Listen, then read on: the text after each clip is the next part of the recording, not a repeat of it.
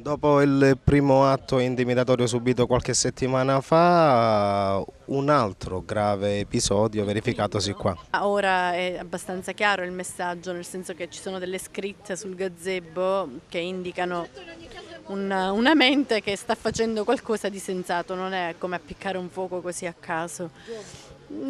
Pensiamo che non sia neanche giusto quello che abbiamo subito perché appunto è una protesta democratica, civile, buona, dico stiamo protestando contro i tagli che stanno operando nella nostra provincia di Agrigento perché bisogna ricordare che ci saranno 600 disoccupati in più quest'anno e 600 l'anno scorso sono intorno a 1100, 1200 e oggi sono venuti a darci solidarietà il sindaco di Agrigento e il presidente della provincia addirittura promettendoci anche un gazebo nuovo perché appunto il nostro è stato distrutto ormai, non è più recuperabile.